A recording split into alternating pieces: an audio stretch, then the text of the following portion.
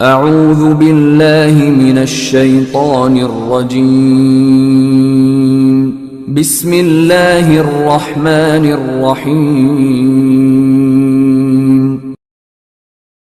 لا إله إلا الله محمد رسول الله لا إله إلا الله محمد رسول الله لا إله إلا الله محمد رسول الله لا إله إلا الله محمد رسول الله.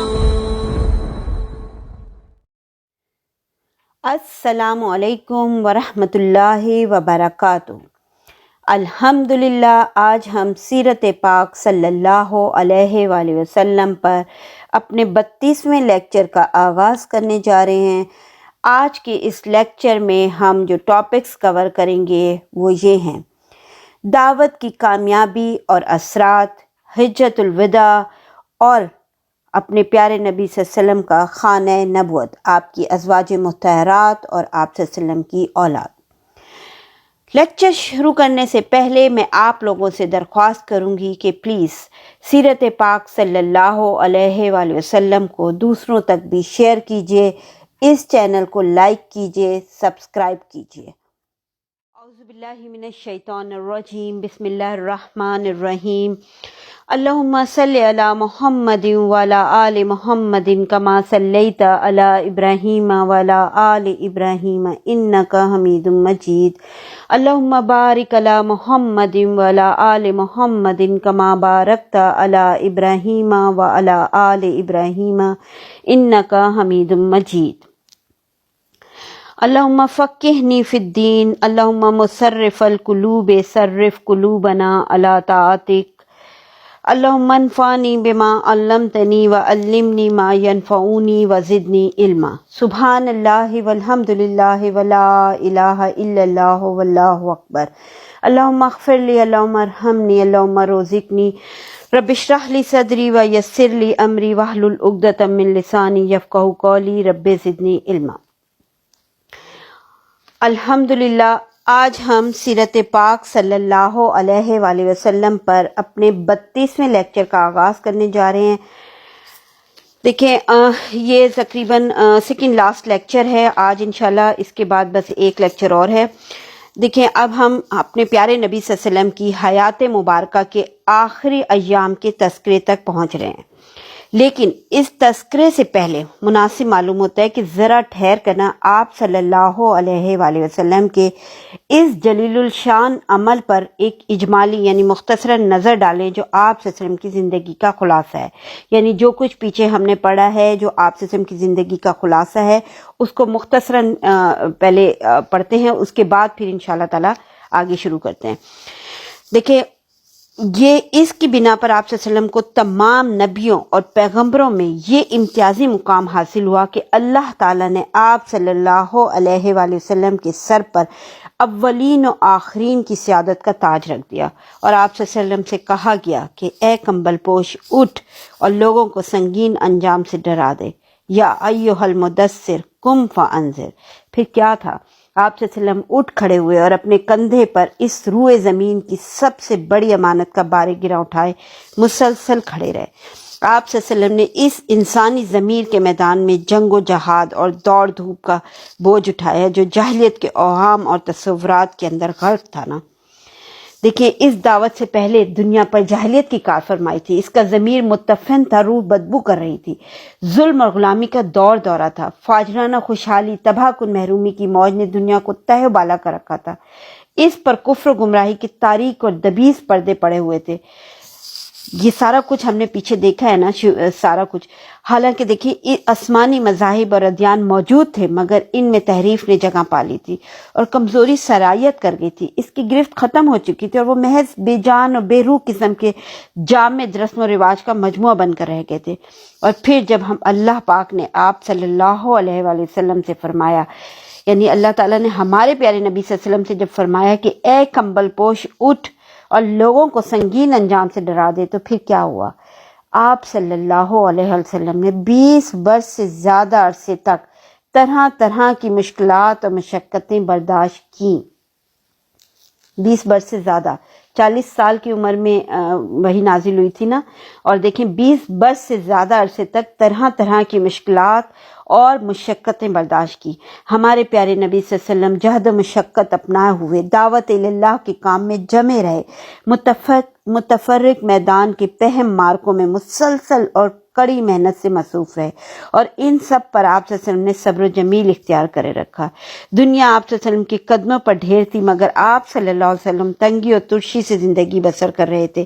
اہل ایمان آپ صلی اللہ علیہ وسلم کے گرد امن و راحت کا سایہ پھیلا رہے تھے، اور اس دوران آپ صلی اللہ علیہ وسلم کو کوئی ایک معاملہ دوسرے سے غافل نہ کر سکا۔ رات میں قیام فرماتے تھے، اپنے رب کی عبادت کرتے تھے، اس کے قرآن کی ٹھہر ٹھہر کر قرأت کرتے تھے، ساری دنیا سے کٹ کر اس کی طرف متوجہ ہو جاتے تھے۔ آپ صلی اللہ علیہ وسلم نے مسلسل اور پہم مارکہ آرائی میں 20 برس سے اوپر گزار دیے، یہاں تک کہ اسلامی دعوت اتنے بڑے پیمانے پہ کامیاب ہوئی کہ عقلیں حیران رہ گئیں، اور اب سارا جزیرۃ العرب آپ صلی اللہ علیہ وسلم کا تابع فرمان ہو گیا۔ اس کے افق سے جہلیت کا غبار چھٹ گیا، بیمار عقلیں تندرست ہو گئیں، اور توحید کی آوازوں سے فضا گونجنے لگی۔ قرآن مجید کی آیتیں تلاوت کرتے اور اللہ کے احکام قائم کرتے ہوئے شمال و جنوب میں پھیل گئے، بکھری ہوئی قومیں اور قبیلے ایک ہو گئے۔ انسان بندوں کی بندگی سے نکل کر اللہ کی بندگی میں داخل ہو گیا۔ اب نہ کوئی قاہر، نہ مقہور، نہ مالک، نہ مملوک، نہ حاکم، نہ محکوم، نہ ظالم، نہ مظلوم، بلکہ سارے لوگ اللہ کے بندے اور آپس میں بھائی بھائی، ایک دوسرے سے محبت اور اللہ کے احکام بجا لانے والے۔ اللہ نے ان سے جاہلیت کا غرور، نخوت اور باپ دادا پہ فخر کا خاتمہ کر دیا۔ اب عربی کو اجمی پر، اجمی کو عربی پر، گورے کو کالے پر، کالے کو گورے پر کوئی برتری نہیں۔ اور برتری کا معیار کیا؟ اب برتری کا معیار کیا؟ صرف تقوی۔ اور سارے لوگ آدم کی اولاد، اور آدم علیہ السلام مٹی سے تھے۔ غرض اس دعوت کی بدولت اب زمانے کی رفتار بدل گئی، روئے زمین متغیر ہو گیا، تاریخ کا دھارا مڑ گیا، اور سوچنے کے انداز بدل گئے، اور جزیرۃ العرب نے ایک ایسی بابرکت اٹھان کا مشاہدہ کیا جس کی نظیر انسانی وجود کی کسی دور میں نہیں دیکھی گئی۔ دیکھیں، یہ تھا مختصراً جائزہ نام۔ اب ذرا سا دیکھیں کہ اب جبکہ جزیرۃ العرب میں دعوت کی تبلیغ مکمل ہو گئی، اور اللہ کی ربانیت، معبودیت، خدائی کے اسبات، اس کے ماں سوا کی خدائی کی نفی، اور محمد رسول اللہ صلی اللہ علیہ وسلم کی رسالت کی بنیاد پر ایک نئے معاشرے کی تعمیر و تشکیل عمل میں آ گئی، اور اللہ نے اہل ایمان کی ایک ایسی جماعت پیدا فرما دی جو دعوت کی حفاظت کی ضامن اور اسے زمین کے کونے کونے تک پہنچانے کی کفیل تھی۔ تو اب اللہ نے چاہا کہ اپنے حبیب کو، یعنی اپنے پیارے نبی حضرت محمد مصطفیٰ صلی اللہ علیہ وسلم کو انتقال سے پہلے ان کی جہد و پہم کا ثمرہ بھی دکھلا دیں۔ چنانچہ آپ صلی اللہ علیہ وآلہ وسلم کو ذی الحج 10 ہجری میں بیت اللہ کے حج سے مشرف فرمایا۔ آپ صلی اللہ علیہ وسلم نے حج کا ارادہ فرمایا تو لوگوں میں اس کا اعلان کر دیا، یعنی اب ہمارے پیارے نبی صلی اللہ علیہ وسلم کو اللہ تعالیٰ نے حج کی توفیق دی، اور یہی حج حجۃ الوداع کہلاتا ہے۔ ٹھیک ہے، دیکھیں اب یہاں سے میں آپ کو بتاتی ہوں کہ دیکھیں جب ہمارے پیارے نبی صلی اللہ علیہ وسلم نے حج کا اعلان کیا نا، تو مسلمان جوک در جوک پہنچنا شروع ہو گئے، کیونکہ ہر ایک کی آرزو تھی کہ وہ رسول اللہ صلی اللہ علیہ وسلم کے نقش پاک کو اپنے لیے نشان راہ بنائے اور آپ صلی اللہ علیہ وسلم کی اقتدا کرے۔ پھر سنیچر کے دن یعنی ہفتے کے دن جبکہ ذیقعد میں 4 دن باقی تھے، ہمارے پیارے نبی صلی اللہ علیہ وسلم نے کوچ کی تیاری فرمائی، بالوں میں کنگھی کی، تیل لگایا، تہمند پہنا، چادر اوڑھی، قربانی کے جانوروں کو قلادہ پہنایا، اور ظہر کے بعد کوچ فرمایا۔ عصر سے پہلے ذوالحلیفہ پہنچ گئے، وہاں عصر کی نماز 2 رکعت پڑھی، رات بھر خیمہ زن رہے۔ صبح ہوئی تو صحابہ کرام سے فرمایا، رات میرے پروردگار کی طرف سے ایک آنے والے نے آ کر کہا، اس مبارک وادی میں نماز پڑھو اور کہو حج میں عمرہ ہے۔ ٹھیک ہے، پھر ظہر کی نماز سے پہلے آپ صلی اللہ علیہ وسلم نے احرام کے لیے غسل فرمایا۔ اس کے بعد حضرت عائشہ رضی اللہ تعالیٰ عنہ نے آپ صلی اللہ علیہ وسلم کے جسم اطہر پر اور سر مبارک میں اپنے ہاتھ سے زریرہ اور مشک آمیز خوشبو لگائی۔ خوشبو کی چمک آپ صلی اللہ علیہ وسلم کی یعنی مانگ اور داڑھی میں دکھائی پڑتی تھی، مگر آپ صلی اللہ علیہ وسلم نے خوشبو دھوئی نہیں بلکہ برقرار رکھی، اسی لیے یعنی کیا کہتے ہیں اسے، نیت سے پہلے خوشبو وغیرہ لگا سکتے ہیں نا جب عمرے پہ اور حج پہ جاتے ہیں۔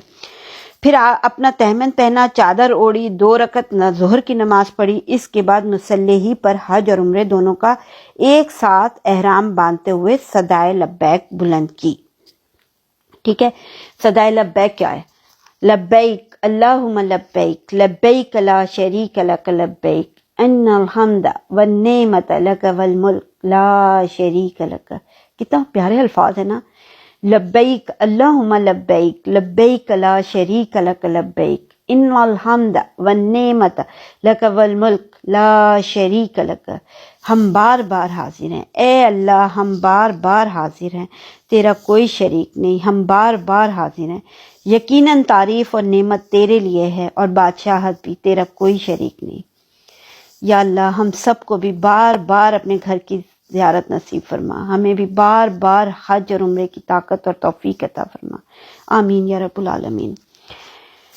ٹھیک ہے، دیکھیں ہمارے پیارے نبی صلی اللہ علیہ وسلم نے احرام باندھتے ہوئے صدائے لبیک بلند کی، پھر باہر تشریف لائے، کسوہ اونٹنی پر سوار ہوئے، دوبارہ صدائے لبیک بلند کی. اس کے بعد اونٹنی پر سوار کھلے میدان میں تشریف لے گئے تو وہاں بھی لبیک پکارا. اس کے بعد آپ صلی اللہ علیہ وسلم نے اپنا سفر جاری رکھا. ہفتے بھر بعد جب آپ صلی اللہ علیہ وسلم سر شام مکہ کے قریب پہنچے تو ذی طوا میں ٹھہر گئے، وہیں رات گزاری، فجر کی نماز پڑھ کے غسل فرمایا، پھر مکے میں صبح دم داخل ہوئے. یہ اتوار 4 ذی الحج 10 ہجری کا دن تھا. راستے میں 8 راتیں گزری تھیں. مسجد حرام پہنچ کر آپ صلی اللہ علیہ وسلم نے پہلے خانہ کعبہ کا طواف کیا، پھر صفا و مروہ کے درمیان سعی کی، مگر احرام نہیں کھولا کیونکہ آپ صلی اللہ علیہ وسلم نے حج و عمرے کا احرام ایک ساتھ باندھا تھا اور اپنے ساتھ ہدی یعنی قربانی کے جانور لائے تھے. طواف و سعی سے فارغ ہو کر آپ صلی اللہ علیہ وسلم بلائی مکہ میں حجون کے پاس قیام فرمایا، لیکن دوبارہ طواف حج کے سوا کوئی اور طواف نہیں کیا. آپ صلی اللہ علیہ وسلم کے جو صحابہ کرام اپنے ساتھ ہدی یعنی قربانی کا جانور نہیں لائے تھے نا، آپ صلی اللہ علیہ وسلم نے حکم دیا کہ اپنے احرام عمرہ میں تبدیل کر دیں اور بیت اللہ کا طواف اور صفا و مروہ کی سعی کر کے پوری طرح حلال ہو جائے نا. لیکن چونکہ آپ صلی اللہ علیہ وسلم خود حلال نہیں ہو رہے تھے، اس لیے صحابہ کرام کو تھوڑا سا تردد ہوا نا. لیکن آپ صلی اللہ علیہ وسلم نے فرمایا کہ دیکھو اگر میں اپنے معاملے کی وہ بات پہلے جان گیا ہوتا جو بعد میں معلوم ہوئی تو میں ہدی نہ لاتا، اور اگر میرے ساتھ ہدی نہ ہوتی تو میں بھی حلال ہو جاتا. تو آپ صلی اللہ علیہ وسلم کا یہ جواب سن کر جو ہے نا، ارشاد سن کے صحابہ کرام نے سر اطاعت خم کر دیا، اور جن کے پاس ہدی نہیں تھی نا وہ بھی پھر حلال ہو گئے نا. اب 8 ذی الحج یعنی ترویہ کے دن آپ صلی اللہ علیہ وسلم مینا تشریف لے گئے. وہاں 9 ذی الحج کی صبح تک قیام فرمایا. ظہر، عصر، مغرب، عشاء اور فجر 5 وقت کی نمازیں وہیں پڑھی. اچھا، اور جو 4 رکعت والی نمازیں تھیں نا وہ قصر کر کے 2 رکعت پڑھی تھی نا. پھر اتنی دیر توقف فرمایا کہ سورج طلوع ہو گیا. اس کے بعد عرفہ کو چل پڑے. وہاں پہنچے تو وادی نمرہ میں استراحت فرما ہوئے. جب سورج ڈھل گیا تو آپ صلی اللہ علیہ وسلم کے حکم سے کسوہ پر کجاوا کسا گیا. آپ صلی اللہ علیہ وسلم بطن وادی میں تشریف لے گئے. اس وقت آپ صلی اللہ علیہ وسلم کے گرد 1,24,000 یا 1,44,000 انسانوں کا سمندر ٹھاٹھے مارا تھا. آپ صلی اللہ علیہ وسلم نے ان کے درمیان ایک جامع خطبہ ارشاد فرمایا. دیکھیں اتنے سارے لوگ ہمارے پیارے نبی صلی اللہ علیہ وسلم کے ارد گرد، اور آپ صلی اللہ علیہ وسلم نے اس وقت خطبہ کیا دیا تھا؟ آپ صلی اللہ علیہ وسلم نے اللہ کی حمد و ثنا کی، شہادت کے کلمات کہے، اللہ سے ڈرنے کی وصیت کی. پھر جو باتیں کہیں ان میں آپ صلی اللہ علیہ وسلم نے یہ فرمایا کہ لوگوں میری بات سن لو، کیونکہ میں نہیں جانتا غالباً اپنے اس سال کے بعد اس مقام پر تم سے کبھی نہ مل سکوں. تمہارا خون، تمہارا مال ایک دوسرے پر اسی طرح حرام ہے جس طرح تمہارے آج کے دن کی، رواں مہینے کی، موجودہ شہر کی حرمت ہے. کتنی کلیئر بات ہے. ہمارے پیارے نبی صلی اللہ علیہ وسلم نے فرمائی ہے تمہارا خون، تمہارا مال ایک دوسرے پر حرام ہے، اور کسی کی جان لینا اور کسی کے مال پہ قبضہ کرنا کس قدر عام ہو چکا ہے اب جو ہے نا. سن لو، جاہلیت کی ہر چیز میرے پاؤں تلے رون دی گئی ہے. جاہلیت کے خون بھی ختم کر دیے گئے. ہمارے خون میں سے پہلا خون جسے میں ختم کر رہا ہوں وہ ربیعہ بن حارث کے بیٹے کا خون ہے. یہ کون تھے؟ یہ بچہ جو ہے نا بنو سعد میں دودھ پی رہا تھا کہ انہی ایام میں نا قبیلہ حذیل نے اسے قتل کر دیا تھا. اور پھر آگے ہمارے پیارے نبی صلی اللہ علیہ وسلم نے فرمایا جاہلیت کا سود ختم کر دیا گیا. ہمارے سود میں سے پہلا سود جسے میں ختم کر رہا ہوں وہ عباس بن عبد المطلب کا سود ہے. اب یہ سارا سود ختم ہو گیا ہے. ہاں، عورتوں کے بارے میں اللہ سے ڈرو کیونکہ تم نے انہیں اللہ کی امانت کے ساتھ لیا ہے اور اللہ کے کلمے کے ذریعے حلال کیا ہے. ان پر تمہارا حق یہ ہے کہ وہ تمہارے بستر پر کسی ایسے شخص کو نہ آنے دیں جو تمہیں گوارا نہیں. اگر وہ ایسا کریں تو تم انہیں مار سکتے ہو، لیکن سخت مار نہ مارنا، اور تم پر ان کا حق یہ ہے کہ تم انہیں معروف کے ساتھ کھلاؤ اور پہناؤ، معروف کے ساتھ کھلاؤ اور پہناؤ۔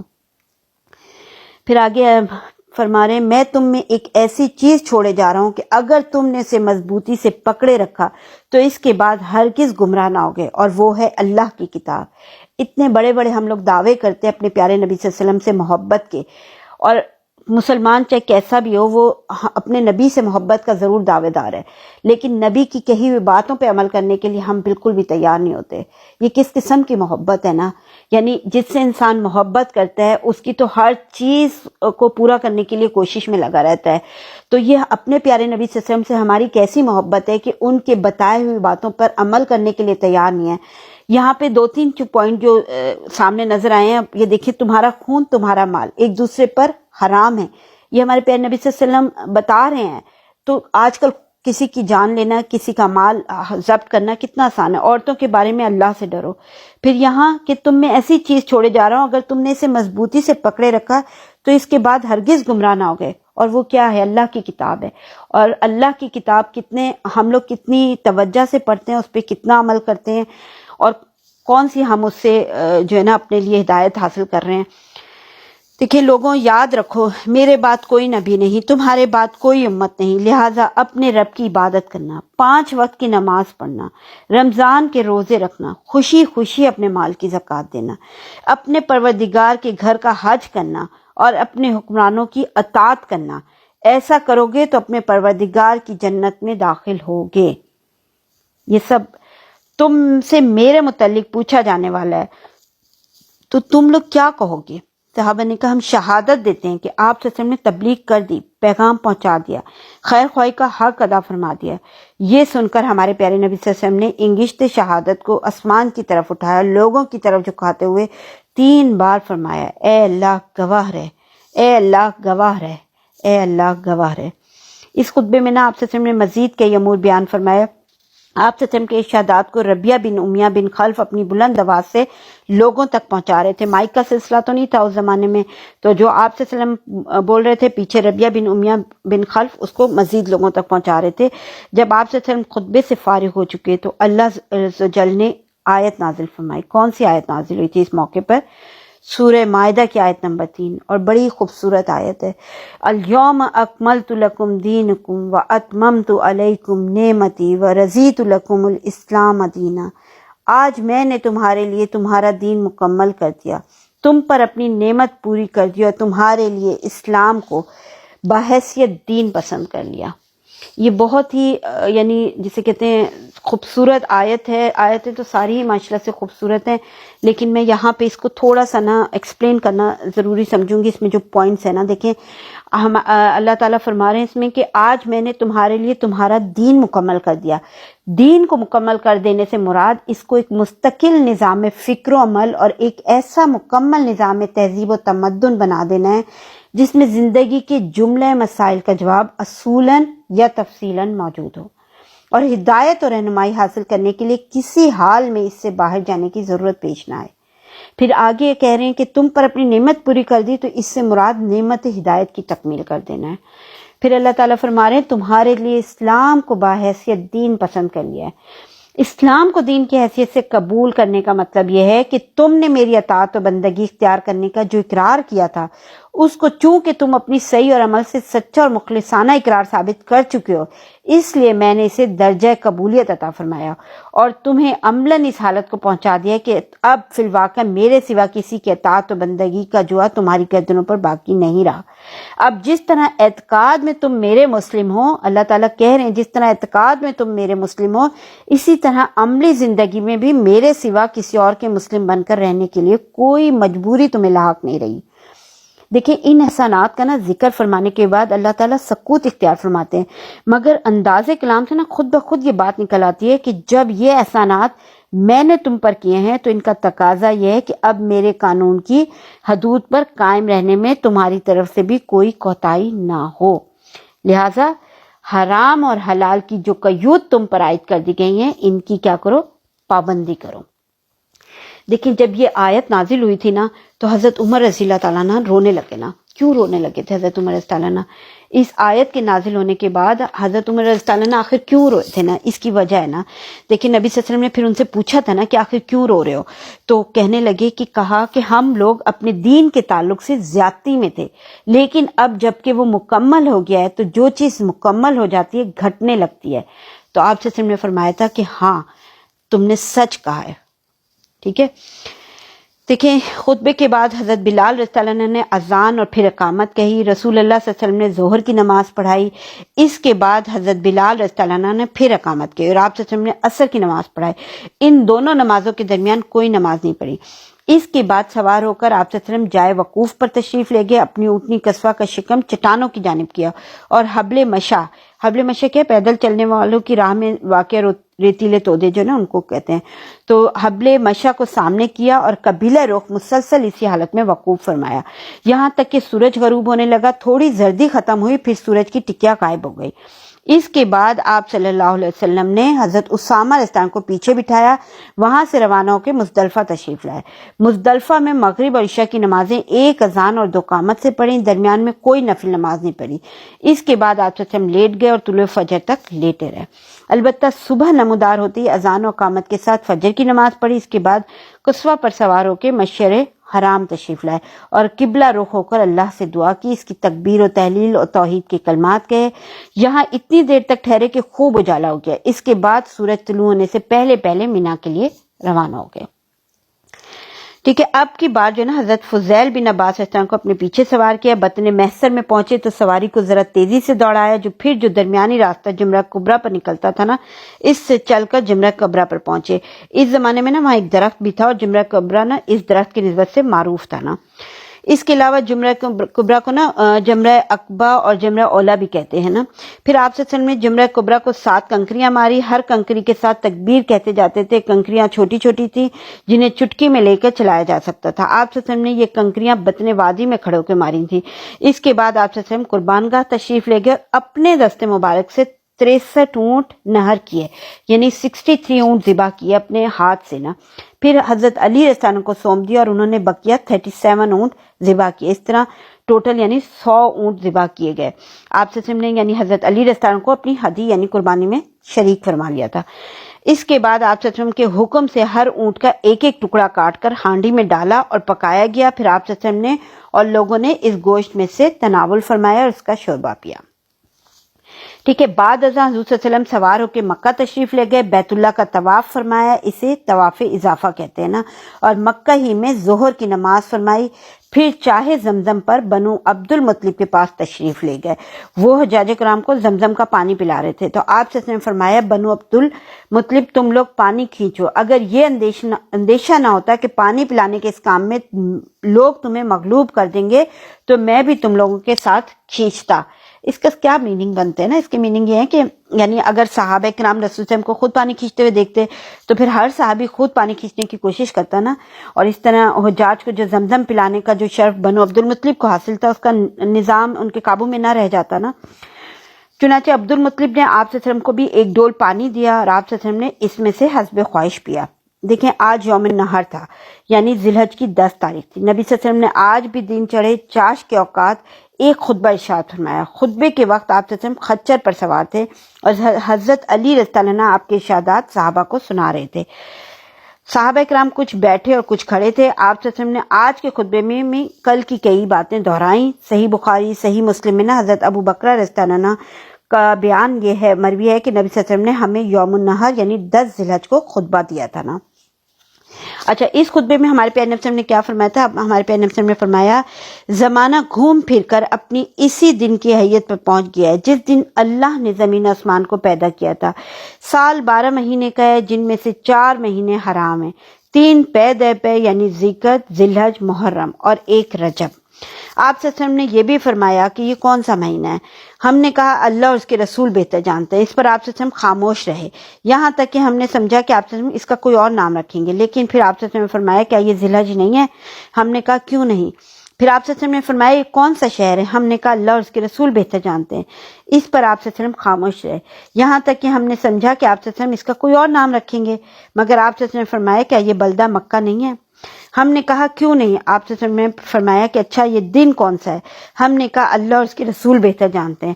اس پر آپ صلی اللہ علیہ وسلم خاموش رہے، یہاں تک کہ آپ صلی اللہ علیہ وسلم نے ہم نے سمجھا کہ آپ صلی اللہ علیہ وسلم اس کا کوئی اور نام رکھیں گے، مگر آپ صلی اللہ علیہ وسلم نے فرمایا کیا یہ یوم النحر یعنی قربانی کا دن یعنی 10 ذی الحج نہیں ہے؟ تو ہم نے کہا کیوں نہیں؟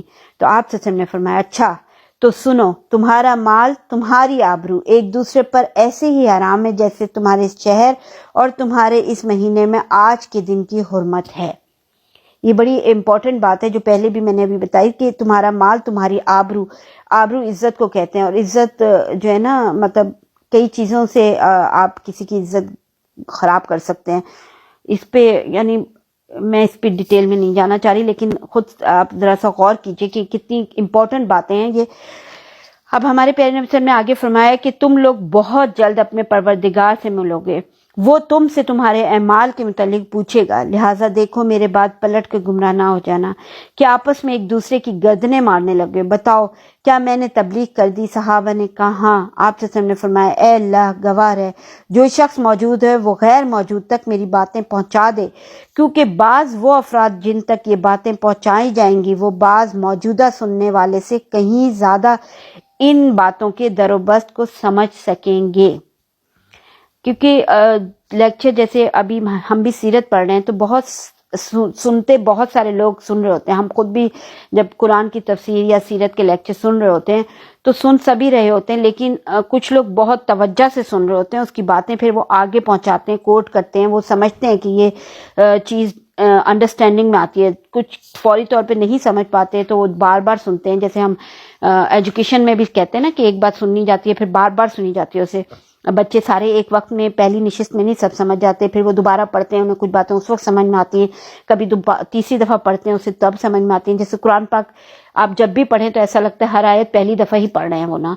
تو یہ چیز ہے کہ ہمارے پیارے نبی صلی اللہ علیہ وسلم نے یہاں کتنی زبردست یہ بات ہے نا، اس سے تھوڑا سا وہ لگتا ہے نا کہ بعض وہ افراد جن تک یہ باتیں پہنچائی جائیں گی وہ بعض موجودہ سننے والوں سے کہیں زیادہ ان باتوں کے در و بست کو سمجھ سکیں گے۔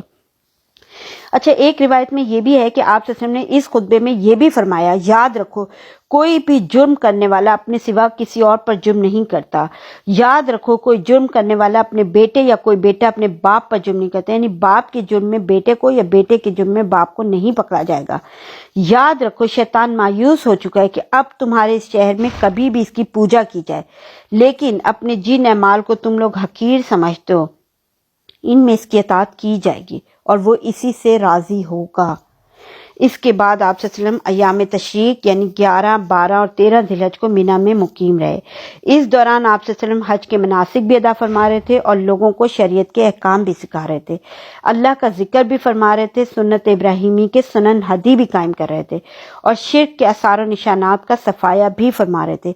آپ صلی اللہ علیہ وسلم نے ایام تشریق میں بھی ایک دن خطبہ دیا تھا، چنانچہ ابھی سنن ابی داؤد میں بسند حسن مروی ہے کہ حضرت سرا بنت نبھان رضی اللہ تعالی عنہ نے فرمایا رسول اللہ صلی اللہ علیہ وسلم نے ہمیں رؤوس کے دن، رؤوس کا دن کسے کہتے ہیں 12 ذی الحج کا دن کا خطبہ دیا اور فرمایا کیا یہ ایام تشریق کا درمیانی دن نہیں ہے؟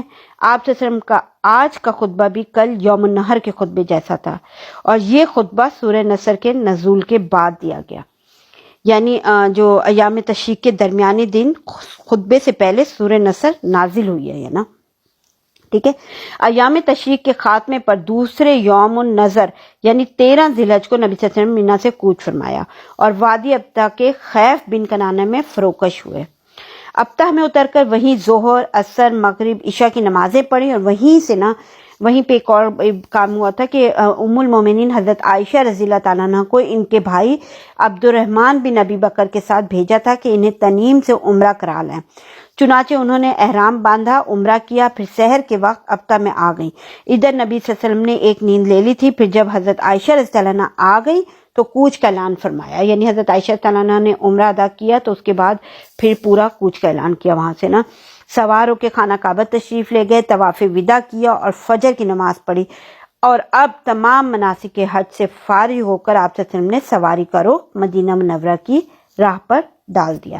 یعنی یہ ہے حجۃ الوداع، لاسٹ حج حجۃ الوداع جو ہمارے پیارے نبی صلی اللہ علیہ وسلم نے کیا ہے. ٹھیک ہے، ایک ہی حج کیا تھا ہمارے پیارے نبی صلی اللہ علیہ وسلم نے، یہ حجۃ الوداع ہے جو کیا گیا.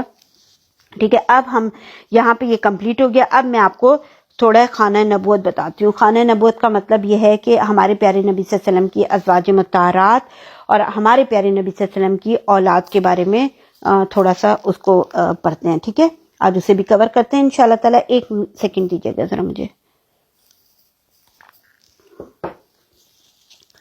دیکھیں، خانہ نبوت کو کور کرنے سے پہلے آپ کو یہ سب، ہم سب جانتے ہیں کہ ہمارے پیارے نبی صلی اللہ علیہ وسلم کو امت کے بالمقابل یہ امتیازی خصوصیت حاصل تھی کہ آپ صلی اللہ علیہ وسلم مختلف اغراض کے پیش نظر 4 سے زیادہ شادیاں کر سکتے تھے.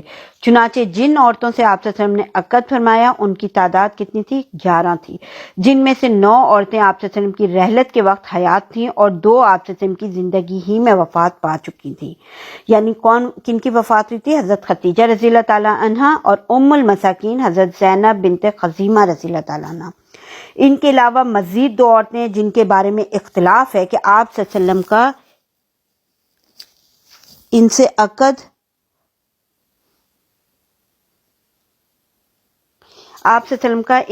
عقد ہوا تھا یا نہیں، لیکن اس پر اتفاق ہے کہ انہیں آپ صلی اللہ علیہ وسلم کے پاس رخصت نہیں کیا گیا. اچھا، اب میں آپ کو یہاں پہ ازواج مطہرات جو ہے نا ان کے نام اور ان کے بارے میں مختصراً ترتیب وار بتاتی ہوں کہ کون سی پہلے، پھر دوسری، تیسری، اس طریقے سے. ٹھیک ہے، تو مختصر حالات بھی ساتھ ساتھ بتاتی ہوں. دیکھیں، سب سے پہلی کون ہے؟ ام المومنین حضرت خدیجہ رضی اللہ تعالی عنہا بنت خویلد. ہجرت سے قبل مکہ میں نبی صلی اللہ علیہ وسلم کا گھرانہ آپ صلی اللہ علیہ وآلہ وسلم اور آپ صلی اللہ علیہ وسلم کی بیوی یعنی حضرت خدیجہ الکبریٰ رضی اللہ تعالی عنہا پر مشتمل تھا. حضرت خدیجہ رضی اللہ تعالیٰ عنہ آپ صلی اللہ علیہ وسلم کی پہلی بیوی تھی. ہمارے پیارے نبی صلی اللہ علیہ وسلم نے جس وقت ان سے شادی کی تھی ان کی عمر 40 برس اور ہمارے پیارے نبی صلی اللہ علیہ وسلم کی عمر 25 برس تھی. حضرت ابراہیم کے ماں سوا آپ صلی اللہ علیہ وسلم کی تمام اولاد انہی کے بطن سے تھی اور آپ صلی اللہ علیہ وسلم نے ان کے جیتے جی دوسری شادی نہیں کی. رمضان سن 10 نبوت میں 65 سال کی عمر میں حضرت خدیجہ رضی اللہ تعالیٰ عنہ کی وفات مکہ میں ہوئی اور انہیں ہجون میں دفن کیا گیا. یعنی 65 برس کی عمر کا مطلب ہے کہ حضرت خدیجہ رضی اللہ عنہ کی جب شادی ہوئی تھی اس وقت ان کی عمر 40 سال تھی اور 65 سال کی عمر میں ان کا انتقال ہوا. تو ہمارے پیارے نبی صلی اللہ علیہ وسلم سے ان کی رفاقت 25 سال کی تھی. ٹھیک ہے، اور جس وقت حضرت خدیجہ رضی اللہ عنہ کا انتقال ہوا اس وقت ہمارے پیارے نبی صلی اللہ علیہ وسلم کی عمر مبارک 50 سال تھی. ٹھیک ہے، اس کے بعد ہے دوسرے نمبر پہ حضرت سودا بنت زمع رضی اللہ تعالیٰ عنہ. ان سے رسول اللہ صلی اللہ علیہ وسلم نے حضرت خدیجہ رضی اللہ عنہ کی وفات کے تقریباً 1 مہینے بعد نبوت کے 10ویں سال ماہ شوال میں شادی کی. آپ صلی اللہ علیہ وسلم سے پہلے حضرت سودا رضی اللہ تعالیٰ عنہ اپنے چچیرے بھائی سکران بن عمرو کے عقد میں تھی. وہ انہیں بیوہ چھوڑ کر انتقال کر چکے تھے اور حضرت سودا رضی اللہ عنہ کی وفات شوال 54 ہجری میں مدینے کے اندر ہوئی تھی. ٹھیک ہے، پھر ہے تیسرے نمبر پہ حضرت عائشہ صدیقہ بنت ابی بکر صدیق رضی اللہ تعالیٰ عنہ. ان سے رسول اللہ صلی اللہ علیہ وسلم نے نبوت کے 11ویں برس ماہ شوال میں شادی کی، یعنی حضرت سودا رضی اللہ تعالیٰ عنہ سے شادی کے 1 سال بعد اور ہجرت سے 2 برس 5 ماہ پہلے. اس وقت ان کی عمر 6 برس تھی. پھر ہجرت کے 7 ماہ بعد شوال 1 ہجری میں انہیں رخصت کیا گیا. اس وقت ان کی عمر حضرت عائشہ رضی اللہ عنہ کی عمر کتنی تھی؟ 9 برس تھی. ٹھیک ہے، اور حضرت عائشہ رضی اللہ عنہ باکرہ تھیں یعنی کنواری عورت تھیں. ان کے علاوہ کسی اور باکرہ عورت سے آپ صلی اللہ علیہ وسلم نے شادی نہیں کی. حضرت عائشہ رضی اللہ عنہ آپ کی سب سے محبوب بیوی تھی. امت کی عورتوں میں علی الاطلاق سب سے زیادہ فقیہ اور صاحب علم تھی. عورتوں پر ان کی فضیلت ایسی ہی ہے جیسے تمام خانوں پر سرید کی فضیلت. 17 شعبان 57 ہجری یا 58 ہجری میں حضرت عائشہ رضی اللہ عنہ نے وفات پائی اور بقیع میں دفن کی گئی. ٹھیک ہے، پھر ہے نمبر 4 نمبر پہ ہے حضرت حفصہ رضی اللہ تعالیٰ عنہ. حضرت حفصہ کون تھی؟ یہ حضرت عمر بن خطاب رضی اللہ عنہ کی بیٹی تھی. ان کے جو پہلے شوہر تھے خنیس بن حذافہ سہمی تھے جو رضی اللہ تعالیٰ عنہ تھے جو بدر اور احد کے درمیانی عرصے میں رحلت کر گئے تھے اور وہ بیوہ ہو گئی تھی. پھر رسول اللہ صلی اللہ علیہ وسلم سے ان سے شادی کی. رسول اللہ علیہ وسلم نے ان سے شادی کی اور شادی کا یہ واقعہ نا 3 ہجری کا ہے. شعبان 45 ہجری میں 60 سال کی عمر میں مدینہ کے اندر وفات پائی تھی اور بقی میں دفن ہوئی۔ 5ویں نمبر پہ حضرت زینب بنت خزیمہ رضی اللہ تعالیٰ عنہ، یہ قبیلہ بنو حلال بن عامر بن ساسا سے تعلق رکھتی تھی۔ مسکینوں پر رحم و مروت اور رقت و رافت کے سبب ان کا لقب ام المساکین پڑ گیا تھا۔ یہ حضرت عبداللہ بن جہش رضی اللہ تعالیٰ عنہ کے عقد میں تھی۔ وہ جنگ احد میں شہید ہو گئے تو رسول اللہ صلی اللہ علیہ وسلم نے 4 ہجری میں ان سے شادی کر لی، مگر صرف 3 ماہ یا 8 ماہ رسول اللہ علیہ وسلم کی زوجیت میں رہ کے ربیع الاخر یا ذیقعدہ 4 ہجری میں وفات پا گئی تھی۔ نبی صلی اللہ علیہ وسلم نے ان کی نماز جنازہ پڑھائی اور انہیں بقیع میں دفن کیا گیا۔ تو یہ حضرت زینب رضی اللہ تعالیٰ عنہ اور حضرت خدیجہ رضی اللہ عنہ آپ کی زندگی میں ان کی وفات ہوئی تھی۔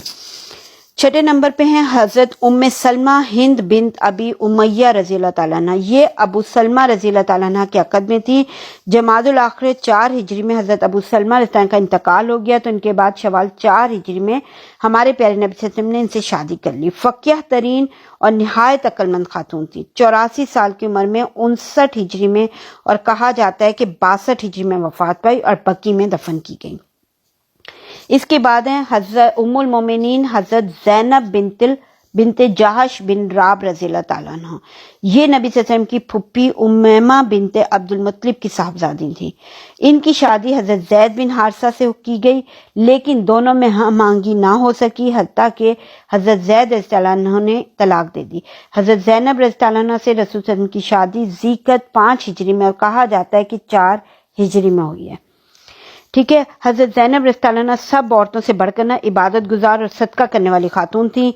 20 ہجری میں وفات پائی، اس وقت ان کی عمر 53 سال تھی اور یہ رسول صلی اللہ علیہ وسلم کے بعد امہات المومنین میں پہلی بیوی ہیں جن کا انتقال ہوا تھا، اور حضرت عمر بن خطاب رضی اللہ عنہ نے ان کی نماز جنازہ پڑھائی تھی اور انہیں بقیع میں دفن کیا گیا۔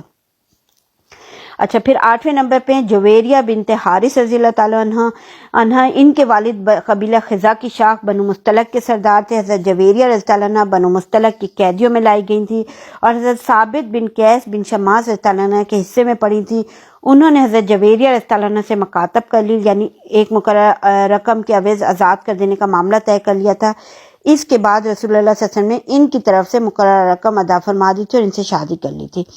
یہ شعبان 5 ہجری یا 6 ہجری کا واقعہ۔ اس شادی کے نتیجے میں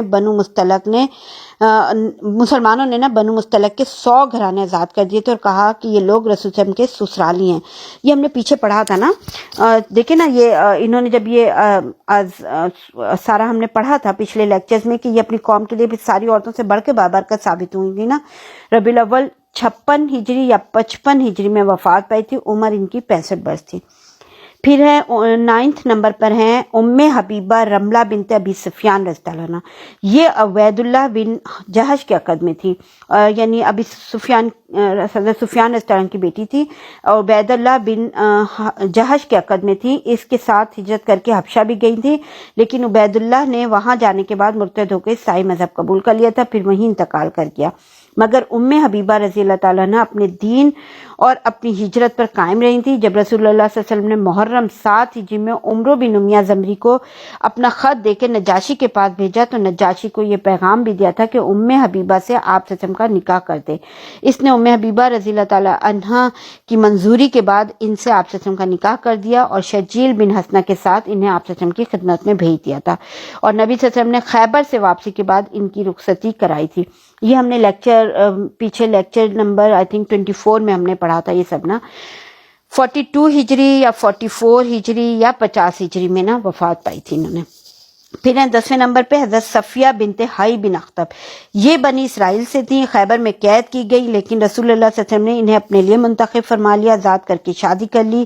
یہ فتح خیبر 7 ہجری کے بعد کا واقعہ ہے۔ اس کے بعد خیبر سے 12 میل کی دوری پہ مدینہ کے راستے میں سد صبا کے پاس انہیں رخصت کرایا گیا تھا، اور یہ بھی میں نے آپ کو پچھلے لیکچر نمبر 26 آئی تھنک اس میں بتایا تھا آپ کو نا۔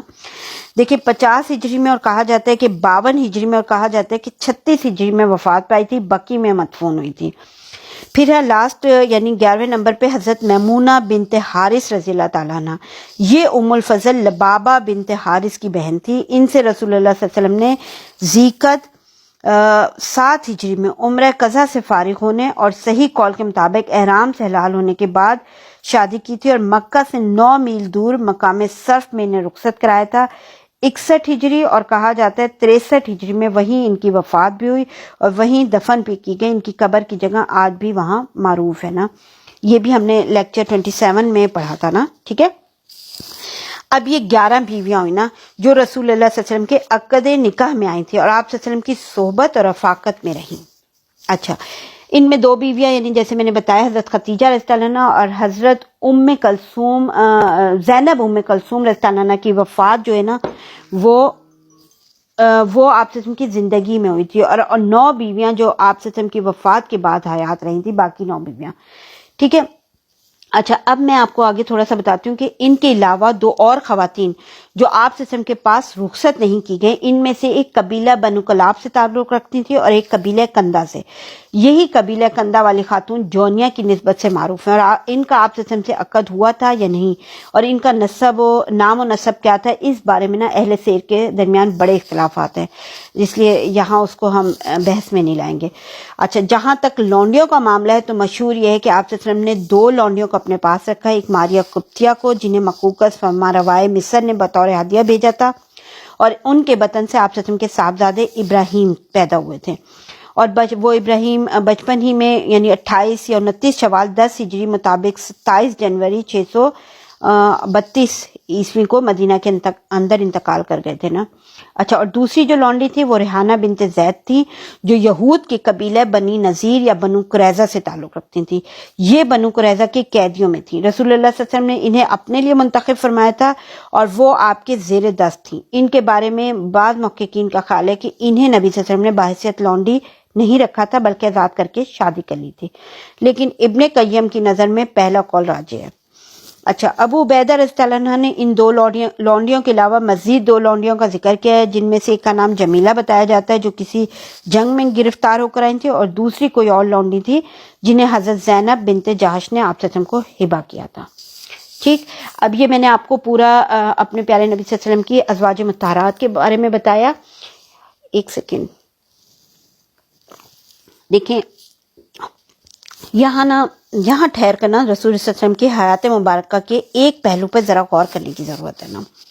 وہ کیا ہے کہ دیکھیں، آپ صلی اللہ علیہ وسلم نے اپنی جوانی کے نہایت پر قوت اور عمدہ ایام یعنی تقریباً 25 سال صرف ایک بیوی پہ اکتفا کرتے ہوئے گزارے۔ دیکھیں، ہم جانتے ہیں نا کہ ہمارے پیارے نبی صلی اللہ علیہ وسلم کی جب حضرت خدیجہ رضی اللہ عنہا سے شادی ہوئی تھی تو آپ صلی اللہ علیہ وسلم کی عمر مبارک صرف 25 سال تھی، اور 25 سال کی رفاقت حضرت خدیجہ رضی اللہ عنہا کے ساتھ رہی، یعنی ان 25 سالوں میں آپ صلی اللہ علیہ وسلم نے دوسری شادی نہیں کی، تو پورے یعنی آپ صلی اللہ علیہ وسلم نے یعنی جوانی کے جو 25 سال تھے، کیونکہ آپ صلی اللہ علیہ وسلم جب حضرت خدیجہ کی ڈیتھ ہوئی ہے تو اس وقت آپ صلی اللہ علیہ وسلم کی عمر 50 سال تھی، تو پوری جوانی کے 25 سال جو ہے نا آپ صلی اللہ علیہ وسلم نے ایک بیوی پر اکتفا کیا۔ اس کے بعد پھر جو شادی کی تھی وہ کس سے کی تھی؟ حضرت سودا رضی اللہ عنہا سے، اور وہ بھی تقریباً آئی تھنک 4 برس کے قریب یا 4 سے تھوڑا اوپر ہے، تو وہ اس میں رہی، کیونکہ حضرت عائشہ رضی اللہ عنہا سے شادی کی تھی لیکن ان سے رخصتی نہیں ہوئی تھی، یعنی نکاح کیا تھا، رخصتی تو بعد میں ہوئی تھی نا، 6 سال کی عمر میں شادی ہوئی تھی لیکن 9 سال میں رخصتی ہوئی تھی، تو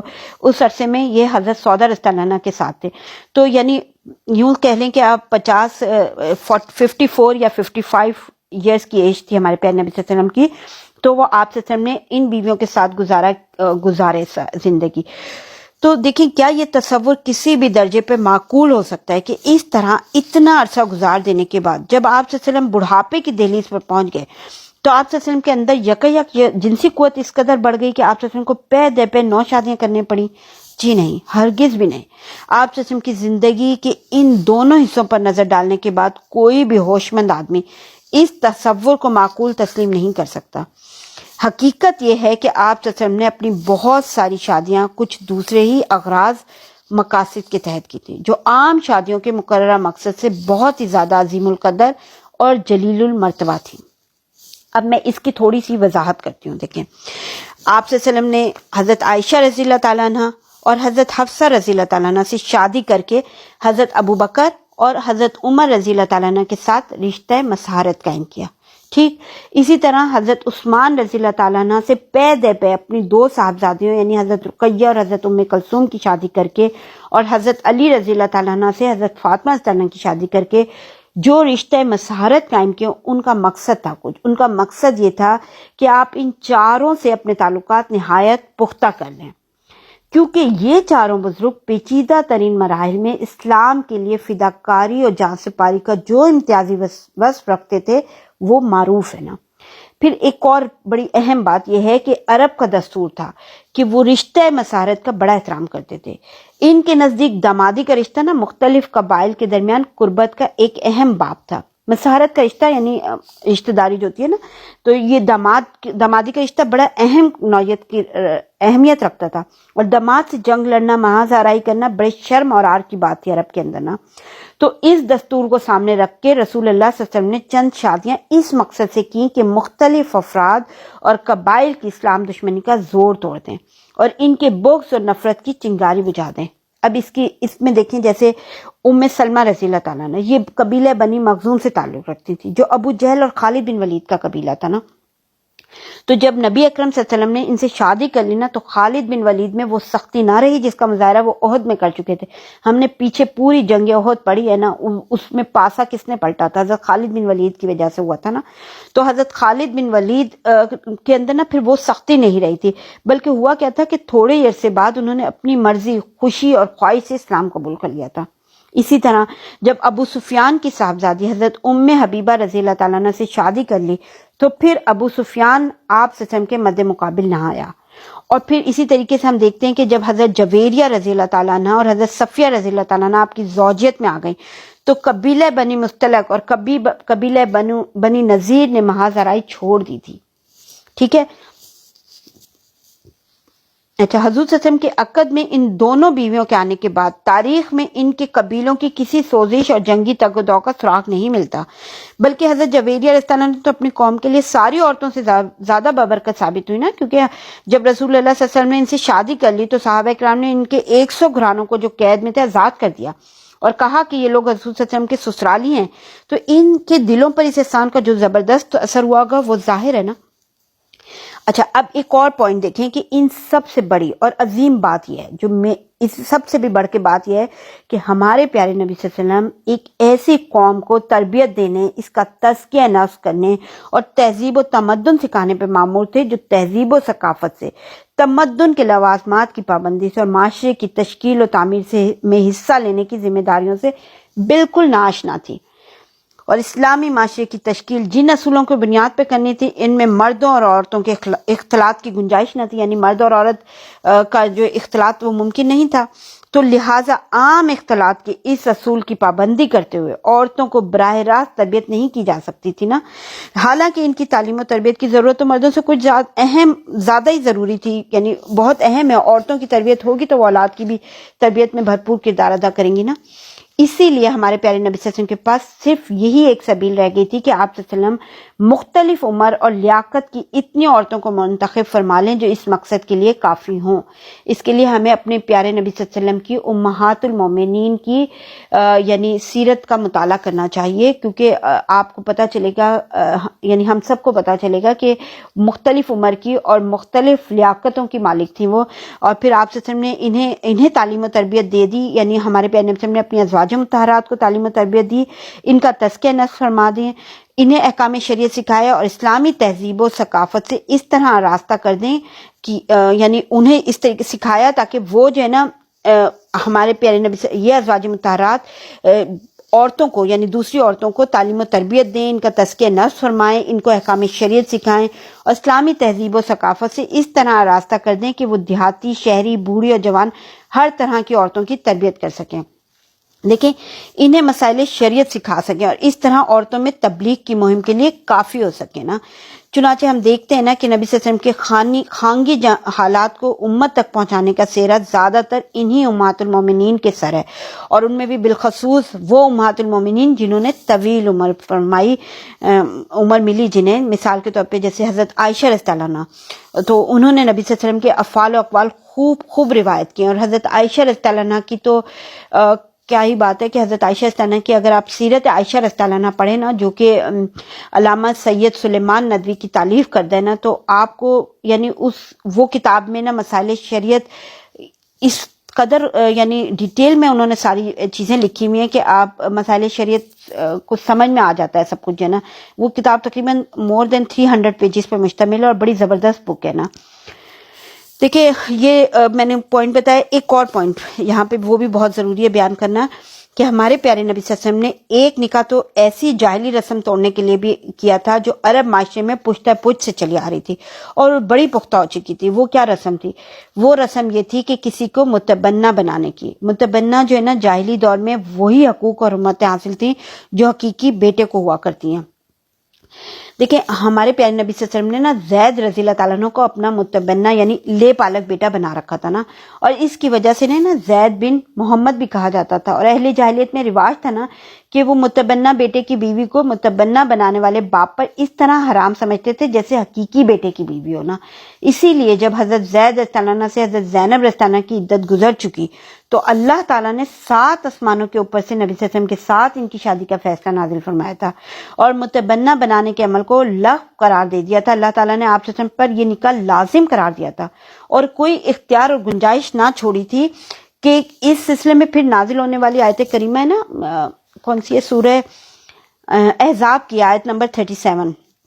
اس میں اللہ تعالیٰ نے فرمایا تھا نا کہ جب زید نے اس سے اپنی ضرورت پوری کر لی تو ہم نے اس کی شادی آپ صلی اللہ علیہ وسلم سے کر دی تاکہ مومنین پر اپنے منہ بولے بیٹوں کی بیویوں پر کوئی حرج نہ رہ جائے جبکہ وہ منہ بولے بیٹے اپنی حاجت پوری کر لیں. دیکھیں اس کا مقصد کیا تھا؟ اس کا مقصد یہ تھا کہ منہ بولے بیٹوں سے متعلق جاہلی اصول عملاً بھی توڑ دیا جائے. بات یہ نا کہ دیکھیں بات یہ یاد رکھنی چاہیے نا کہ جب معاشرے میں نا کوئی رواج اچھی طرح جڑ پکڑ لیتا ہے نا تو محض بات کے ذریعے سے مٹانا، اس میں تبدیلی لانا بیشتر اوقات ممکن نہیں ہوا کرتا، بلکہ جو شخص اس کے خاتمے یا تبدیلی کا داعی ہو نا اس کا عملی نمونہ موجود رہنا بھی ضروری ہو جاتا ہے نا. تو اللہ تعالیٰ نے سورہ احزاب میں نا اس موضوع سے متعلق کافی شافی آیات نازل کی اور صحابہ کرام کو پھر معلوم ہو گیا کہ اسلام میں منہ بولے بیٹے کی کوئی حیثیت نہیں، اور ساتھ ہی ساتھ یہ بھی واضح ہو گیا کہ اللہ تعالیٰ نے کچھ نہایت بلند پایا اور مخصوص مقاصد کے تحت اپنے رسول صلی اللہ علیہ وسلم کو خصوصیت کے ساتھ شادی کی تعداد کے سلسلے میں اتنی وسعت دی ہے جو کسی اور کو نہیں دی گئی. ٹھیک، اب یہاں تک میں نے آپ کو یہ بتایا کہ ازواج مطہرات کے بارے میں نے بتا دیا. ازواج مطہرات کے بارے میں بتانے کے ساتھ میں تھوڑا سا اور اس کو تھوڑا سا بتاتی ہوں کہ دیکھیں امہات المومنین جو تھی نا ان کے ساتھ رسول اللہ صلی اللہ علیہ وسلم کی رہائش نہایت شریفانہ، باعزت، بلند پایا، عمدہ انداز کی تھی. ازواج مطہرات بھی شرف، قناعت، صبر و تواضع، خدمت اور ازواجی حقوق کی نگہداشت کا مرکہ تھی. حالانکہ آپ صلی اللہ علیہ وسلم بڑی روکھی پھیکی اور سخت زندگی گزارے تھے جسے برداشت کر لینا دوسروں کی بس کی بات نہیں تھی. خود حضرت عائشہ رضی اللہ عنہا کا بیان ہے نا کہ 2 ماہ گزر جاتے تھے، تیسرے مہینے کا چاند نظر آ جاتا اور رسول وسلم کے گھر میں آگ نہ جلتی. حضرت عروہ رضی اللہ تعالیٰ نے دریافت کیا تھا نا کہ تب آپ لوگ کیا کھاتی تھیں، تو فرمایا کہ بس 2 کالی چیزیں یعنی کھجور اور پانی. اس مضمون کی تو احادیث بکثرت موجود ہے نا، لیکن دیکھیں اس تنگی اور ترشی کے باوجود ازواج مطہرات رضی اللہ تعالیٰ عنہم سے کوئی لائق تاب حرکت صادر نہ ہوئی. صرف ایک دفعہ ایسا ہوا اور وہ بھی اس لیے کہ ایک تو انسانی فطرت کا تقاضا ہی کچھ ایسا ہے، دوسرے اسی بنیاد پر کچھ احکامات مشروع کرنے تھے. چنانچہ اللہ تعالیٰ نے اسی موقع پر آیت نازل فرمائی. سورہ احزاب کی آیت ہے 28-29. اے نبی اپنی بیویوں سے کہہ دو اگر تم دنیا کی زندگی اور زینت چاہتی ہو تو آؤ میں تمہیں ساز و سامان دے کر بھلائی کے ساتھ رخصت کر دوں، اور اگر تم اللہ اور اس کے رسول اور دار آخرت کو چاہتی ہو تو بے شک اللہ نے تم میں سے نیکوکاروں کے لیے زبردست اجر تیار کر رکھا ہے. اب ان میں ازواج مطہرات کی شرف اور عظمت کا اندازہ کیجئے کہ ان سب نے پھر اللہ اور اس کے رسول کو ترجیح دی اور ان میں سے کوئی ایک بھی دنیا کی طرف مائل نہ ہوئی. اسی طرح ہم ایک اور چیز دیکھتے ہیں کہ سوکنوں کے درمیان جو واقعات روز مرہ کا معمول ہوا کرتے ہیں، ازواج مطہرات کے درمیان کثرت تعداد کے باوجود اس طرح کے واقعات شاذ و نادر ہی پیش آئیں، وہ بھی تقاضۂ بشیرت نا، اس پر بھی جب اللہ تعالیٰ نے عطاب فرمایا تھا تو دوبارہ اس طرح کی کسی حرکت کا ظہور نہیں ہوا تھا۔ سورہ تحریم کی ابتدائی 5 آیات میں اسی کا ذکر ہے نا۔ اچھا، یہ تو ہو گیا ازواج مطہرات۔ اب ہم ذرا سا اس کو دیکھتے ہیں کہ اولاد، ہمارے پیارے نبی صلی اللہ علیہ وسلم کی اولاد کے بارے میں بھی پڑھ لیتے ہیں ذرا سا۔ دیکھیں، آپ صلی اللہ علیہ وسلم کی اولاد میں حضرت ابراہیم کے ماں سوا تمام صاحبزادے اور صاحبزادیاں حضرت خدیجہ رضی اللہ عنہا کے بطن سے تھیں۔ آپ صلی اللہ علیہ وسلم کے 7 بچے تھے، 7 میں سے صرف ایک حضرت ابراہیم کے علاوہ باقی 6 بچے حضرت خدیجہ رضی اللہ تعالیٰ عنہا کے بطن سے تھے۔ اب ان کو ترتیب وار میں بتاتی ہوں۔ سب سے بڑے بیٹے کون تھے؟ قاسم رضی اللہ تعالیٰ عنہ، یہ رسول اللہ صلی اللہ علیہ وسلم کے سب سے بڑے صاحبزادے تھے۔ انہی کی نسبت سے آپ صلی اللہ علیہ وسلم کی کنیت ابو القاسم تھی۔ انہوں نے اتنی عمر پائی کہ چلنے لگے تھے، پھر تقریباً 2 سال کی عمر میں وفات پا گئے۔ دوسرے نمبر پہ کون ہے؟ زینب رضی اللہ تعالیٰ عنہ، یہ رسول اللہ صلی اللہ علیہ وسلم کی سب سے بڑی صاحبزادی تھی، اللہ کی راہ میں مصائب سے 2 ہوئی تھی۔ آپ صلی اللہ علیہ وسلم نے فرمایا تھا نا کہ یہ میری سب سے بڑی افضل بیٹی ہے۔ قاسم کے بعد پیدا ہوئی تھی ابو العاص بن ربیعہ رضی اللہ تعالیٰ عنہ سے ان کی شادی ہوئی، جو ان کی خالہ حالہ بنت خویلد کے صاحبزادے تھے۔ زینب رضی اللہ عنہ سے ایک بیٹا علی اور ایک بیٹی امامہ پیدا ہوئی۔ انہی کو نبی صلی اللہ علیہ وسلم نے نماز میں گود لیا کرتے تھے۔ 8 ہجری کے اوائل میں مدینہ کے اندر حضرت زینب رضی اللہ عنہ نے وفات پائی۔ تیسرے نمبر پہ تھی رقیہ رضی اللہ تعالیٰ عنہ، ان سے حضرت عثمان بن عفان رضی اللہ عنہ نے شادی کی اور ان کے بطن سے ایک صاحبزادے عبداللہ پیدا ہوئے۔ وہ 6 سال کے تھے کہ مرغ نے ان کی آنکھ میں چونچ مار دی، جس کے اثر سے بالآخر وہ وفات پا گئے۔ حضرت رقیہ رضی اللہ عنہ کی وفات اس وقت ہوئی جب آپ صلی اللہ علیہ وسلم غزوہ بدر میں تھے۔ حضرت زید بن حارثہ رضی اللہ عنہ فتح کی خوشخبری لے کے مدینہ پہنچے تو انہیں دفن کیا جا چکا تھا، یہ ہم نے پڑھا تھا نا پچھلے لیکچرز میں۔ چوتھے نمبر پہ ام کلثوم رضی اللہ تعالیٰ عنہ، حضرت رقیہ رضی اللہ عنہ کی وفات کے بعد بدر سے واپس آ کے رسول صلی اللہ علیہ وسلم نے ام کلثوم رضی اللہ تعالیٰ عنہ کی شادی حضرت عثمان رضی اللہ تعالیٰ عنہ سے کر دی۔ ان سے کوئی اولاد نہ ہوئی، انہوں نے شعبان 9 ہجری میں وفات پائی اور بقی میں دفن ہوئی۔ 5ویں نمبر پہ حضرت فاطمہ رضی اللہ تعالیٰ عنہ، یہ آپ صلی اللہ علیہ وسلم کی سب سے چھوٹی سب سے محبوب صاحبزادی تھی۔ یہ اہل جنت کی عورتوں کی سیدہ ہیں، یعنی سردار ہیں۔ حضرت فاطمہ رضی اللہ عنہ کی شادی جنگ بدر اور جنگ احد کے درمیانی عرصے میں حضرت علی بن ابی طالب رضی اللہ عنہ سے ہوئی۔ ان کے بطن سے 2 صاحبزادے حضرت حسن اور حضرت حسین رضی اللہ تعالیٰ عنہ اور 2 صاحبزادیاں حضرت زینب اور ام کلثوم پیدا ہوئیں۔ حضرت فاطمہ رضی اللہ عنہ کی وفات نبی صلی اللہ علیہ وسلم کی وفات کے 6 مہینے بعد ہوئی۔ ٹھیک ہے، یہ دیکھیں حضرت فاطمہ صلی اللہ علیہ وسلم کی جو صاحبزادیاں یعنی زینب اور ام کلثوم، اور یہ زینب اور ام کلثوم ان کی بہنوں کے نام بھی ہوئے نا، جو سب سے بڑی بیٹی زینب ہے نا ہمارے پیارے نبی صلی اللہ علیہ وسلم کی، اور دوسرے یہ پھر چوتھے نمبر پہ کلثوم ہے، ام کلثوم، تو وہی ان کی یہ عرب میں بہت زیادہ یہ ایک ہی نام نا مطلب کثرت سے ہوتے ہیں، بار بار نام ریپیٹ ہوتے ہیں۔ ٹھیک ہے، اب یہ ہے کہ یہ 5 اولادیں یعنی حضرت فاطمہ رضی اللہ عنہ تک جو اولاد ہیں یہ نبی صلی اللہ علیہ وسلم کے شرف نبوت سے مشرف ہونے سے پہلے پیدا ہوں۔ 6 نمبر پہ عبداللہ ہیں، ان کے بارے میں اختلاف ہے، کہا جاتا ہے کہ زمانہ اسلام میں پیدا ہوئے اور کہا جاتا ہے کہ اس سے پہلے پیدا ہوئے۔ انہوں نے بھی بچپن ہی میں وفات پائی اور حضرت خدیجہ رضی اللہ عنہ سے نبی صلی اللہ علیہ وسلم کے آخری صاحبزادے ہیں نا۔ پھر 7ویں نمبر پہ ہیں ابراہیم رضی اللہ تعالیٰ عنہ، یہ جمادی الاولیٰ یا جمادی الثانی ہجری میں آپ صلی اللہ علیہ وسلم کی لونڈی ماریہ قبطیہ رضی اللہ تعالیٰ عنہ کے بطن سے مدینہ میں پیدا ہوئے۔ 29 شوال 10 ہجری کو جس دن مدینہ میں سورج گرہن تھا وفات پائی۔ اس وقت وہ 16 یا 18 مہینے کے بچے تھے اور ابھی دودھ پیتے تھے۔ انہیں بقی میں دفن کیا گیا اور نبی صلی اللہ علیہ وسلم نے فرمایا، انہی کے بارے میں فرمایا تھا نا کہ انہی کے لیے ایک دایا جنت میں ان کی رضاعت پوری کر رہی ہے۔ تو یہ ہمارے پیارے نبی صلی اللہ علیہ وسلم کے 3 بیٹے 4 بیٹیاں، کل ٹوٹل 7 بچے، 6 بچے آپ کی زندگی میں وفات پا گئے اور صرف ایک بیٹی یعنی حضرت فاطمہ رضی اللہ عنہ آپ کی وفات کے بعد ان کی وفات ہوئی ہے اور وہ 6 مہینے بعد وفات ہوئی ہے۔ ہم نے آج کے لیکچر میں یہ سب کچھ کور کر لیا ہے۔ ایک دعا کے ساتھ آج کا لیکچر اختتام کرتی ہوں۔ نیکسٹ لیکچر انشاءاللہ لاسٹ لیکچر ہوگا سیرت پاک صلی اللہ علیہ وسلم پر۔ دعا پڑھتے ہیں، بسم اللہ الرحمن الرحیم۔ رب اوزنی ان اشکر نعمتک التی انعمت علی وعلی والدی وان اعمل صالحا ترضی وَأَصْلِحْ لِي فِي ذُرِّيَّتِي إِنِّي تُبْتُ إِلَيْكَ وَإِنِّي مِنَ الْمُسْلِمِينَ۔ اے میرے رب مجھے توفیق دے کہ میں تیری اس نعمت کا شکر ادا کروں جو تو نے مجھ پر اور میرے والدین پر عطا فرمائی، اور یہ کہ ایسا نیک عمل کروں جس سے تو راضی ہو جائے، اور میرے لیے میرے اولاد کی اصلاح فرما دے۔ بے شک میں نے تیری طرف توبہ کی اور بے شک میں مسلمانوں میں سے ہوں۔ الحمدللہ، آمین یا رب العالمین۔ السلام علیکم ورحمۃ اللہ وبرکاتہ۔ ما كان محمد أبا أحد من رجالكم ولكن رسول الله وخاتم النبيين۔ میٹھا میٹھا پیارا پیارا میرے محمد کا نام،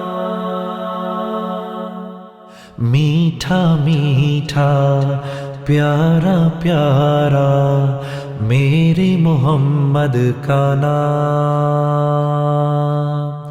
میٹھا میٹھا پیارا پیارا میرے محمد کا نام۔ ہم سب بھیجیں ان پہ ہزاروں لاکھوں درود و سلام،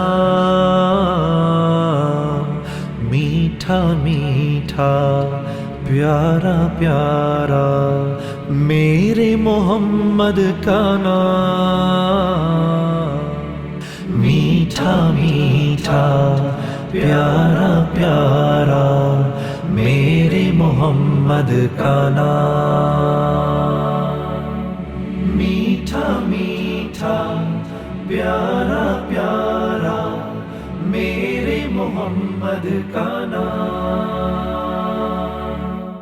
خیر البشر وہ خیر الورا وہ ہم سب کے رہنما وہ، خیر البشر وہ خیر الورا وہ ہم سب کے رہنما وہ، اسوہ انہی کی راہ عمل ہے، زندگی ہے چراغ۔ ہم سب بھیجیں ان پہ ہزاروں لاکھوں درود و سلام، کامل انسان محبوب یزداں محبوب ہر خاص و عام، میٹھا میٹھا پیارا پیارا میرے محمد کا نام، میٹھا میٹھا پیارا پیارا میرے محمد کا نام۔ عفو و عطا لطف و عنایت ان کی ذات میں غایت، عفو و عطا لطف و عنایت ان کی ذات میں غایت، رب جس کی تعریف میں کہہ دے انک لعلی خلق عظیم، ہم سب بھیجیں ان پہ ہزاروں لاکھوں درود و سلام، روٹھے ہوئوں کو رب سے ملانا میرے محمد کا کام، میٹھا میٹھا پیارا پیارا میرے محمد کا نام، میٹھا میٹھا پیارا پیارا میرے محمد کا نام۔ ذکر ہے ان کا بستی بستی گونج رہی ہے محفل ہستی، ذکر ہے ان کا بستی بستی گونج رہی रही है महफिल हस्ती, देकर दुनिया भर की दौलत मिल जाए गर उनकी मोहब्बत। हम सब भेजें उन पे हजारों लाखों दुरूदो सलाम। मेराज की शब अर्शे बरी पर कैसा ये उनका मकाम। मीठा मीठा प्यारा प्यारा मेरे मोहम्मद का नाम। मीठा मीठा प्यारा प्यारा मेरे मोहम्मद का नाम। देख तेरी उम्मत की सांसें डूब चुकी हैं, डूब रही हैं। देख तेरी उम्मत की सांसें डूब चुकी हैं, डूब रही हैं। धीरे धीरे मध्यम मध्यम इन जख्मों पे रख दे मरहम। हम सब भेजें उन पे हजारों लाखों दुरूदो सलाम। उम्मत के गम में शब भर रोना मेरे मोहम्मद का काम। मीठा मीठा प्यारा प्यारा मेरे मोहम्मद का नाम। सबसे अनसब सबसे आला मेरे मोहम्मद का काम। डूबते हुओं को किनारे लगाना मेरे मोहम्मद का काम। सोते हुओं को प्यार से जगाना मेरे मोहम्मद का काम। बेतलबों में तलब जगाना मेरे मोहम्मद का काम।